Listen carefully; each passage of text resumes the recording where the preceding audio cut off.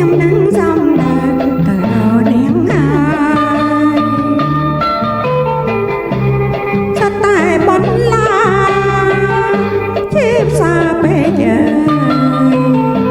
រាកាបងហើយមកថ្នាំងថ្នមមានអ្វីអាចមើលការជាចាំថាមានអ្វីអាចមើលចំ